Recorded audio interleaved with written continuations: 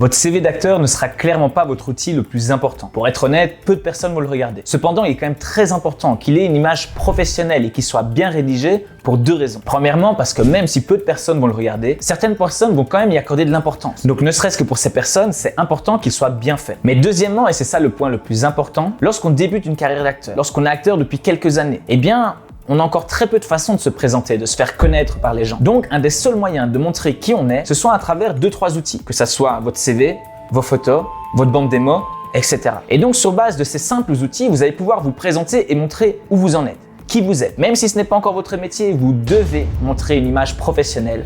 Donc, ça commence par un CV professionnel. Voici une petite métaphore pour vous illustrer ça. Imaginez que demain, vous vouliez faire construire une maison. Vous allez voir deux personnes qui ont la même réputation. Les deux sont des constructeurs de maisons. Le premier arrive avec une voiture de société où il y a un logo sur lequel on voit qu'il est professionnel. Il arrive en étant bien habillé. On voit qu'il a des hommes derrière lui. Il a du matériel. Le second arrive dans une voiture complètement délabrée, mal rasée, mal habillée. Il n'y a rien qui indique sur lui qu'il est professionnel. Lequel allez-vous prendre ? Forcément, vous allez prendre celui qui a une allure professionnelle. Pourtant, leurs niveaux sont peut-être exactement identiques, mais à ce stade-ci, on ne les connaît pas. Donc, on ne peut pas savoir. On va uniquement se baser sur leur image. Vous devez avoir une image professionnelle. Dans cette vidéo, je vais vous partager mon top 5 des astuces pour améliorer votre CV et avoir une image professionnelle. C'est parti!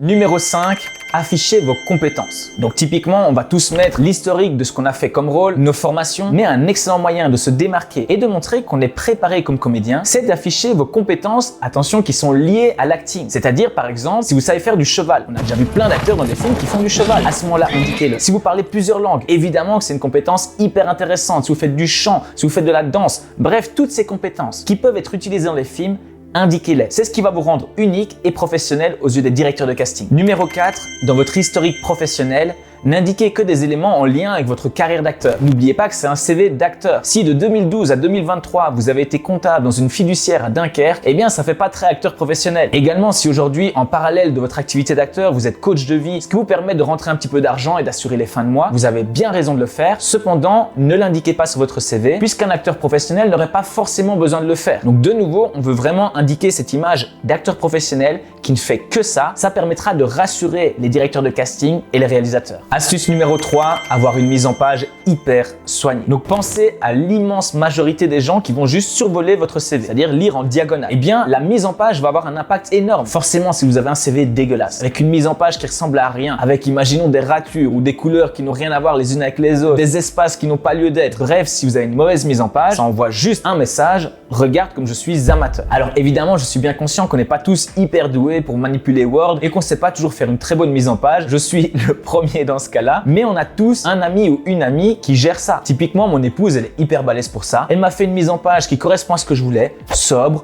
propre, net, épuré, professionnel. Donc, si vous savez pas le faire vous-même, faites-vous aider. Astuce numéro 2, c'est une erreur que je vois dans énormément de CV. Mettez que très peu de pubs et aucune figuration. Peu de pub parce que c'est bien de montrer que vous savez en faire. Un petit peu, surtout en France, c'est un peu mieux vu qu'en Belgique. Mais un petit peu, ça montre que voilà, vous touchez un petit peu à tout. Maintenant, si vous montrez que vous avez 15 pubs et un film, mais ça va montrer que vous êtes un acteur professionnel de pub. Alors, à moins que ça soit votre ambition, mais si votre but c'est de faire des rôles dans des films, dans des séries, mettez surtout en avant vos rôles dans les films et dans les séries. C'est ça que vous devez montrer. Les pubs, moi personnellement, j'en mets 3, 4 maximum. La figuration par contre, c'est un autre métier. À vous de choisir. Vous êtes figurant ou vous êtes acteur. Ce sont deux métiers complètement différents. Donc si vous voulez faire beaucoup de figurations, il n'y a pas de souci, vous indiquez toutes vos figurations. Si vous voulez être acteur, ne mettez pas les figurations, c'est un autre métier. Pour le coup, je vous conseille de ne mettre aucune figuration dans votre CV, tout simplement pour éviter le risque qu'un directeur de casting ou un réalisateur vous prenne pour un figurant et décide de ne pas vous accorder un rôle important. Et enfin, l'astuce numéro 1, là-dessus, vous n'avez aucune erreur possible. C'est vraiment quelque chose qui est éliminatoire, direct, surtout si vous allez vers des personnes un petit peu plus âgées, c'est l'orthographe.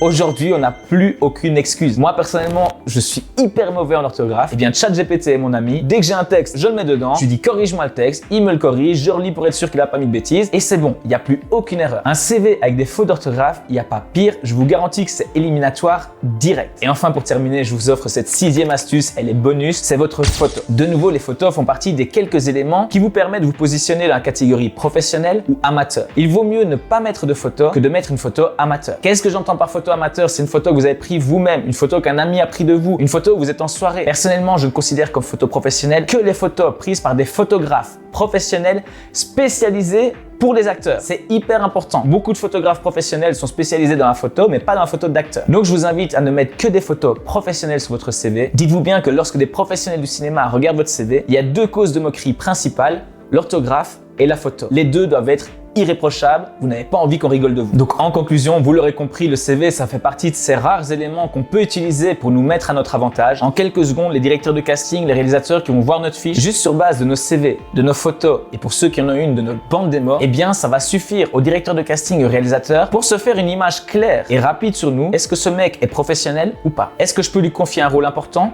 ou pas? Est-ce que c'est un débutant qui m'envoie un CV plein de fautes d'orthographe ou pas? Donc je vous invite à appliquer toutes ces astuces. N'hésitez pas à me mettre dans les commentaires l'astuce que vous avez préférée ou si vous en avez d'autres pour aider les comédiens. N'oubliez pas que c'est une chaîne destinée à l'entraide. D'ailleurs, regardez dans la description juste en dessous de cette vidéo, il y a deux liens. Un pour vous inscrire gratuitement à ma newsletter. Tous les lundis, il y a plus de 2500 comédiens qui reçoivent un mail avec des astuces que je vous partage pour vous lancer dans votre carrière. Et enfin, le deuxième lien dans la description, c'est mon e-book. Tu peux le télécharger gratuitement. C'est 5 astuces à appliquer immédiatement pour devenir acteur. Il se lit très rapidement. Si tu l'as pas encore lu, je t'invite à le découvrir maintenant. Abonnez-vous si ce n'est pas encore fait. Partagez cette vidéo avec tous vos amis comédiens pour qu'ils améliorent leur CV. Je vous dis à très vite, ne lâchez rien, vous pouvez y arriver.